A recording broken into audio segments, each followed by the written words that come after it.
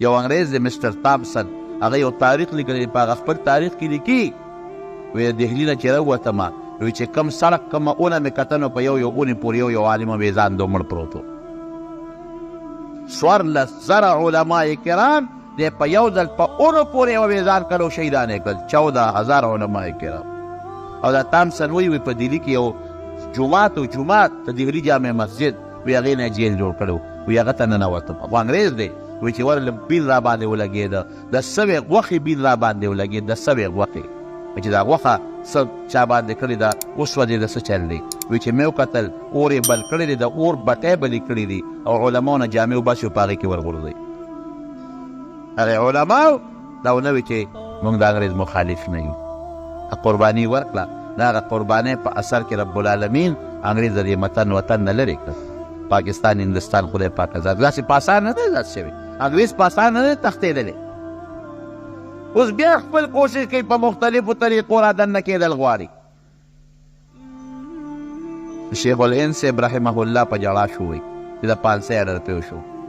ملګري وایي چې یا خو وایي چې زه د بلال وارث یم او زه د خباب وارث یم او زه د خبیب وارث یم او زه د عمار او د یاسر وارث یم او زه د مجدد الفسانی وارث یم. مجدد الفسانی شیخ احمد سرغندی رحمه الله دکم استقامت و مضبوط استقامت. اکبر بادشاہ د مغلیه سلطنت هغه ځان له خپل دین جوړ کړ، دین الهي نوم یې ورله کېښود، خپل دین. هغې کې یو دام شق و چې بادشاه د مسلمانانو ته به خلک سجده کوي، دام پکې و چې څوک راځي بادشاه ته به سجده کوي. ډېرې ګڼې وړې خبرې پکې وې چې 4 نه زیاتې ښځې په نکاح غشتی شي، 15 شپږ 7 9 10 ښځې که د چا خور خوښه یو که مور خوښي د هغې سره هم نکاح کولی شي. ډېرې ګڼې وړې دا رسومات او بدعات او د دنیا خرافات ځان نه جوړ کړی او دا دین الهي نوم یې ورته ایښودی. او مجدد الفسانی رحمت الله علیه شیخ احمد سرهندي هغه ته وایي په دې فتوا راکړه چې دا زما د شی ټیک دی. هغه وایي دا چېرته کولی دی، دا تندې به چا ته لګي په سجده؟ الله ته چې کوم خالق دی، دا به بادشاه ته په سجده نه لګي،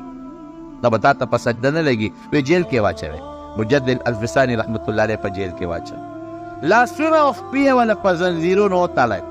او دومره کلکې ولې لاسونه خپې په زنځیرونو وتړئ چې د لاسونه یې په دې بړوندونو کې مات شو. بادشاه دې نیسي پرېږدي دې نه. اوس که بل څوک وی که نه یاره بس مجبور یم زه راوړه دستخط به وکړو، مجبور یم نه. دا هغه استقامت دی. واستقم کما امرته، په شریعت او په دین او په اسلام ټینګار او ټینګېدل دې ته وایي. 2 کاله په جیل کې پرله پسې که اودسماتې له به یې بوتل هم پات کړو کې به یې بوتل، که ډوډۍ به یې خوړل هم ات کړی په لاس کې دي، که اوده دي نو مې ات کړی په لاس او پخپو کې. 2 کاله په دې تکلیف کې تېر شو. زوی یې راغی جهانګیر او ظلم دی جهانګیر هم ورسره کړی و. 2 کاله پس وله پخپو پرېوت صاحب معافي غواړو. وایه څه وی موږ معاف که، زما پلار تا سره ظلم کړی او ما هم در سره ظلم کړی دی، تا پرېږدو؟ وی نه زه خو په دې نه یم. وی څوک هم حکم کوه، وی د پلار هغه دین دې ختم کوه، نوی دین چې کم نبی کریم صلی الله علیه وسلم راوړی دی هغه دین رایج که. د پلار والا دین اکبر والا دین ختم. مجدد الفسانی استقامت او 2 کاله جیل کې تېر کړل، ځکه ورته مجدد وایي چې هغه کم خرافات او کومه بېدیني هغې د دین ویلی و، د هغې د ختمېدو اعلان وشو. د شیخ الهند صاحب ته شاګردان وایي چې اوسه پورې به دې وایي چې زه د مجدد الفسانی وارث یم، بچی یم، زه د بلال بچی یم او زه د خباب او د خبیب بچی یم. او اوس جاړې رب سړی حیران شي. موږ څوک لرو دې خلکو څه کوي؟ موږ منډه لرو جومات ته، موږ غرمه کې برداشت نه شو کولی چې موږ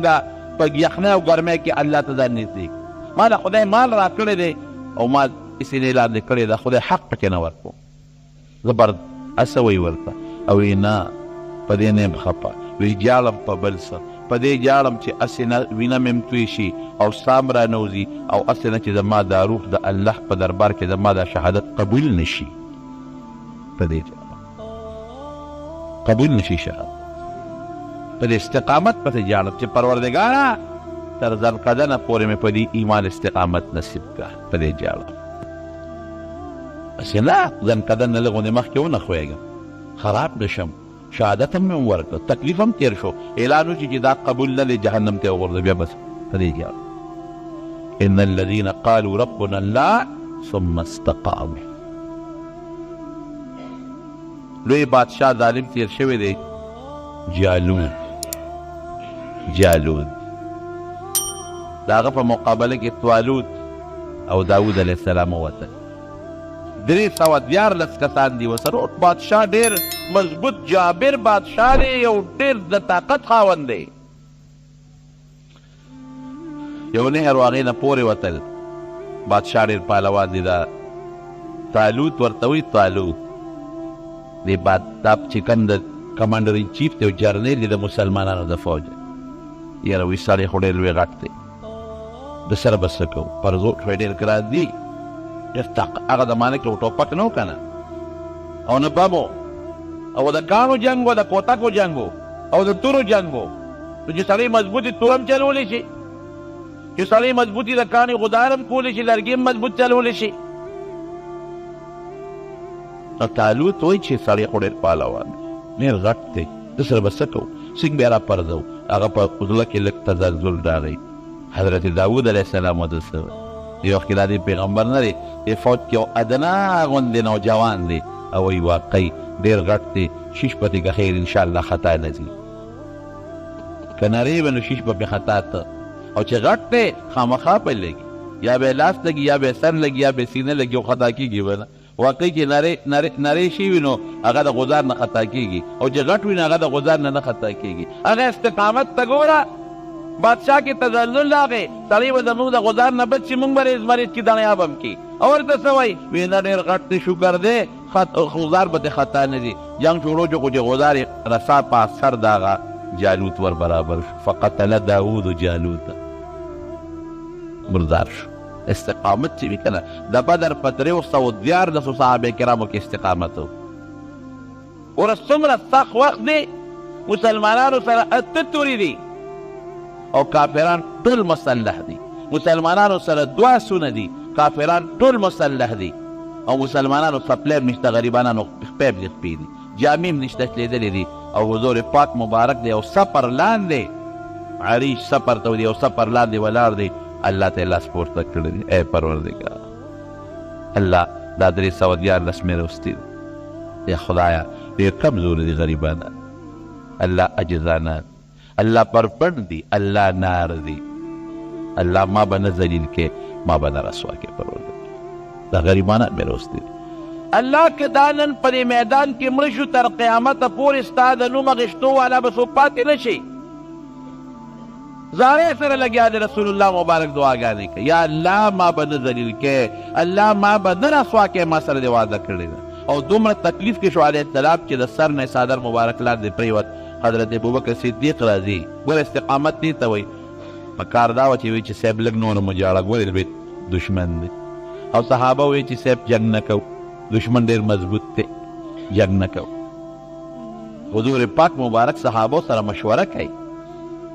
یو میدان کې صحابو سره برق الغیمات کې مشوره کوي لا دشمن شته نو مشوره کوي نبی علیہ السلام مبارک پیشنګویي ورکړه وی کم مونږ د ابو سفیان قافلې پسې روتي او رانه بچ شوه او د ابو جهل لښکر راغلی د ټول مسلح دي څوک مشوره راکې اشیرو علی ایها الناس مشوره را راکې پکار دا وه چې مشوره دا وه چې صاحب واپس ځو ځکه مونږ خو د دومره لوی لښکر مقابله نه شو کول لښکر سره لا مخامخ کېدل نه دي شوي لښکر لا لرې صاحب ځو چې ته بیا به مضبوطې دغه به راوړو وسله به راوړو بیا به راځو حضرت ابوبکر صدیق ډېر خشته تقریر حضرت عمر انصارو ته نبي علیه السلام کتل اشیرو علی ایها الناس ملګرو مشوره راکړي حضرت زید ابن ارقم رضی الله عنه پاڅېده د الله رسوله ستا اشاره جوړ موږ ته ده قسم په الله ستا په لاس کې م لاس تر کړی او بیعت هم کړی موږ به ستا نه مخکې م جنګېږو ستا نه به وروسته م جنګېږو ستا نه ښي طرف ته به م جنګېږو ستا نه ګس طرف ته به م جنګېږو مونږ ته حکم وکړه چې په دریاب خپل اسونه ور واچوې په دریاب په خپل اسونه واچوو موږ د موسی علیه السلام د قوم په شان قوم نه یو چې موسی علیه السلام ورته وایي جهاد وکړې او دوی ورته وایي اذهب انت وربک فقاتلا انا هاهنا قاعدون زه او ته خدای د جنګ کوې موږ د جنګ نه یو مونږ هغسې نه یو. مونږ به ته ووینې چې مونږ به څنګه جل کوو د حضور پاک مخ مبارک داسې روښانه شي. صحابه یې افسوس چې د دې صحابي په دې دا خبره ما کړې وي، بل یې افسوس چې دا مرتبه ما ته میلاوي دا خبره ما کړې وي، بل یې افسوس چې دا ما کړې د استقامت وایي. صحابو ته چې بس خبره راغله وایي څه دي خو مړه به شو جنت ته وځو که نه، څه به مونځونه کوو روجې به نیسو حجونه به کوو بلا قربانۍ به کوو په اسانه به جنت ته وروځو. نو د حضور پاک یې دعا شروع کړه نو چې کمزوري ایمان وي نو بیا به یې څه ورته یاره صاحب واپس ځو ښه یاره صاحب لږه دعا نوره مو وکړه پرېږدی چې لږه دعا نوره مو وکړي لږ نوره مو جاړي. حضرت ابوبکر ورته څه وایي حسبک یا رسول الله بس نور دعا مه کوه جاړي ورته نور به ځان نه کړی بس. حضور پاک راووت د هغه سفر نه وی کار شو سیهزم الجمع ویولون الدبر. الله آیت نازل کړي چې مونږ له به الله ګټه راکړي او ورته استقامت دې ته وایي. ان الذين قالوا ربنا الله ثم استقاموا. الله دې زموږ استقامت نصیب کړي. دا په صحابو کې دا په تابعینو کې استقامت په دین او په شریعت. په معمولي اخوا دېخوا به ایمان نه پرېږدی. استقامت دې ته وایي. لږ غوندې تکلیف سره د ایمان نه دا نو باسي چې د مړه خپل کار به کوي. استقامت په دین ټینګېدل دا اسانه خبره نه ده، دا ګران کار دی. دا هغه څوک کوي چې څوک چا خدای ته ډېر ځان نږدې کړي. قسم دې زه خو کله ډېر پریشانه یم یا الله دا هر څه خو تا مونږ له راکړي دا ښکلی رسول تا راکړی، دا قرآن د هدایت لوی سرچشمه تا نازل کړی، دا ژوند ستا په لاس کې دی، عزت ستا په لاس کې دی، دا مال او دولت ستا په لاس کې دی. قسم دې چې وغواړي هر څه کولی شي که نه شي کولی. یو ساعت سره دې ختمولی شي. په جمدې جوړ جاړ به ناست دی، په چور سره ګپ شپ په لګې او ډس بالغ ته به ډډه ویې ختم. یو ساعت سره دا پکې اوس نشته. هغه مرګونه لاړل چې هغه پخوا به څوک میاشت او 2 میاشتې به په هسپتال کې پراته وو، وارثان به ورته لږې ته ناست وو، چا به ورله خپې مږلې او چا به ورله لاس مږه او وی به دوا وله وکړي چې خدای پاک پرې رحم وکړي. اوس خبره د ټسو غړپ ده. ایټمي زمانه شو، د میزایل دور شو، د بټنو زمانه شو، په بټنو خلک په ټس لوس وسبري. خبره ختمه ده. اوس ځان مرګ له تیار وساتئ. د خدای قهر په دې سر د پاسه او د خدای رحم بیا څیزونه یې دلته اوېزار وګڼئ چې یا به دغه قهر زما په دې سر راځي یا به دغه رحم زما په سر راځي. ځان د خدای نه باغیان مه جوړوئ، د الله نه باغیان مه جوړوئ. دا یقین وساتئ چې زما ژوند د الله په لاس کې دی، زما مرګ د الله په لاس کې دی، زما بچي د الله په لاس کې دي، زما عزت د الله په لاس کې دی، زما د دنیا ټولې خزانې د چا لاس کې دي؟ د الله په لاس کې دي. زما حرکات سکنات اوړېدل ګرځېدل دا ټول الله سره دي. او تام یقین وساتئ چې الله په موږ ډېره مهربانه ذات دی. الله عزت چې موقع د قهر او د غضب راشي نو قهر رستو کوم، غضب رستو کوم، چې د رحم او د غضب راشي نو رحم مخکې کوم. موږ څوک لرل ټول ورځ منډې دون ټیک ته دنیا ګټه، د حلال وګټه، بالکل د حلال رزق وګټه، دغې ګناه نشته. خو دا مطلب خو نه چې خدای ورسره پرېږدی که نه پای ته ویل که رزق حلال عبادت دی نو رزق حلال عبادت دی، خو مصغوب عبادت دی که نه، روژه م عبادت دی، حج م عبادت دی، پردي مال نه ځان ساتل م عبادت دی که نه، حرام نه ځان ساتل م عبادت دی که نه. دغې ته هم لږ سوچ وکړه. یوازې خو دا نه چې رزق حلال ټول او تار منډه منډې دي او ترړې دي بچي دي لس دي او ټول دي د دنیا پسې وقف کړي دي نو د خدای دین ته اچک مخته که نه. ټول لګي اخبار ګورې، رسالې ګورې، نه قرآن شریف خو هم راواله، د خدای د قرآن یو پاڼه خو هم ووایه. منډې د انګلند دی او امریکا ده او برطانیې ده، لږ سعودي ته خو هم مخکه که نه، د بیت الله مبارک او مدینې شریفې ته دې هم لږ مخکه که نه. یارانو او دوستانو سره ګپ شپ د سهار نه ماښامه پورې منډې تړلې دي. نن هغه له غم خادي څه شی دی غم خادي؟ امر دی زه ورځم او نن درېبه ده او نن هغه خادي ده او نن یې میلمانه دي او نن دا دي. نو لږ د خدای د کور سره هم دونه تعلق وساته که نه. کم تعلق چې د په ګاونډ کې او په یار دوست کې خلکو سره یارانو سره ساتلی دی، د هغې یو صله وایسته خو رب سره وساته. د رب چې کوم خلک خوښ دی هغې سره خو ساتله. خو سوچ وکړئ وروڼو مونږ په کوم طرف روان یو؟ ژوند مونږ ټول په دې برباد کړه. سهار نه ماښامه پورې په کور کې 2-3 کسه دې ته وقف دي چې مازدیګر تنګینه واله چارتدي او پېښوره پورې غم خادي دی هغې له منډې تړلې دي. سهار روان شي ماښام راولې هلته مې دوست هغه له مبارکي ده، هلته د هغه سنت او د هغه مبارکي ده، هلته کې هغه مړ دی د هغه درېیمه ده، نن د هغه 40مه ده، نن دا دي هغه دي. ټیک تا مسلمان ته خیر ښېګړه او د مسلمان تپوس د عبادت دی فرض مونځ دې څه کړ هسه شو یا مې مونځ ته شو کم خوا لاړ روژه دې کم خوا لاړ د چیرې نه کم طرف ته لاړل یم دغه دی بس صرف فضل جله خدای پاک دی څومره ذکر دی وکړه څومره د الله یاد کړه نن د قرآن څومره تلاوت وکړه ته د پکار خو یې دغه څیزونه راځي جنازه کې یا 100 کسه یا 500 کسانی یا 500 یا 50,000 کسانی خدای پاتې شو فرض مونځ نشته جنازه شته ته خدای له کیسه خدای دې کو فرض مونځ ترې کړو جنازه فرض کفایي ده کله کور یو قتل مړ کافي ده او مونځ فرض عین دی ونشته جنازه شته سوچ وکړو نو لږ فکر وکړې خدای ته مخ کې الله مه هېروئ قسم ته خدای ته وګورئ زموږ هر څه ام عندنا الا خزائنو هر شیز خزانه الله وي ما سره ده وما ننزله الا بقدر معلوم قرآن شریف کې الله وایي چې څومره د ما اندازه راغسې ورفو واستقم كما امرت ان الذين قالوا ربنا الله چې څوک وایي رب زمونږ الله دی ثم استقاموا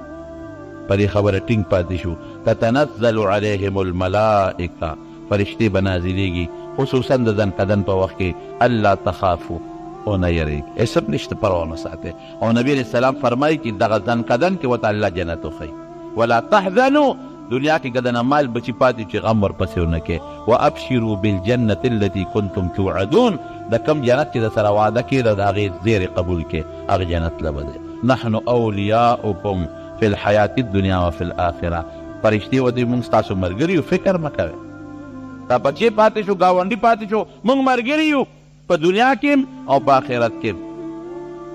نحن اولیاؤکم فی الحیات الدنیا وفي الآخره ولکم فیها ما تشتهي انفسکم چې څه مو غواړي الله به درله درکوي ولکم فیها ما تدعون او چې څه په زړه کې تېرېږي او د خولې نه وباسئ الله به درکوي نزلا من غفور رحیم دا به د لوی رب غفور رحیم د طرف نه ستاسو دپاره میلمست شي الله په ډېره لږه راضي کېږي په خدای یقین کوه ډېره په لږه راضي کېږي پس ډېر لوی محنت نه غواړي لږ محنت غواړي په لږه راضي کېږي الله دې په موږ کې استقامت پیدا کړي استقامت په دین نو نبی کریم صلی الله علیه وسلم نه تپوس کېږي وی صاحب شب ته وی سپین ږیرې شوې دې آیات ته اشاره کوي وی د استقامت سپین ږیرې تلم چې په خپله استقامت کې پاتې شه او امت ته کلک کا چې دین تر اخره پورې په دین باندې کلک او برابر پاتې شي نو دا کمزور ایمان چې دی کمزور ایمان په دې بروسه مه ساتئ کمزور ایمان باندې بروسه مه ساتئ چې ګنې دا و ما تر آخرته پورې ټینګ پاتې شي که 10 روپۍ در دلته ختمېږي لږه غوندې ګراني در باندې راشي معمولي د جومات ته تبلی پټ کړي نو خلک بیا دغه ته کنځل کوي دین او اسلام پسې کنځل کوي لکه دین خو دا نه دی پټ دین خو ته دا کار مه کوه اسلام خو د ضیاءالحق صاحب په زمانه کې چې به لږ شی ګران شو خلکو به اسلام ته کنځل کړو که معمولي به څه غواړي خلکو به اسلام ته کنځل کړو یا دا اسلام دی دا هغه دین دی خدای نو دین او اسلام خو تا ته وایي دا مه کوه اوس ما ګناه وکړه ما غلطي وکړه دا خو دین غلطي نه کوي ما غلطي وکړه غلطي خو هر سړی پېژني تا غلطي وکړه مسلمان غلطي وکړه شیخ چې غلطي وکړي خلک ګیرې پسې کنځل شروع کړي هلکه اوس یو سړی هغه په سایکل روان او بلې و وایي شیخه دا دې لا ګیره ده نه وایي دا بریکونه خو زما په ګیره کې نه دي هغه مې په لاس کې دي زما ګیرې خو ګناه نه ده کړې په حاجي صاحب لږه غلطي وکړي خلک حج په یا د لا حج کړی دی یا د حج کړی ټیک ته ښه خبره ده چې حج سړی وکړي نو لږ احتیاط دی کوي نو څه به کوي حاجي په دنیا کې نه اوسي نو ګناه وکړله او غلطي وکړله نو حج ورته ولې یادی داسې ووایه که چې دا ته پښتون یا ته د پلانکي کلي یې یا ته لا مشر یې دا لفظ ووایه بعضې خبرې زموږ نه په بې سوچۍ کې غلطې خبرې سوچ سره قدم اخیستل پکار پروردګار دې په موږ کې استقامت پیدا کړي یا الله ته زموږ دا ایمان موږ سره قبر ته و آخرت ته ورسولې یا الله د ایمان د زوال نه وساتي الله زموږ د نبي کریم صلی الله علیه وسلم اتباع تابعداري نصیب کړي هغه د سنتو پابند هم جوړ کړي او خدای د مصیبتونو او د تکلیفونو او د دنیا او د آخرت د فتنو نه رب العالمین په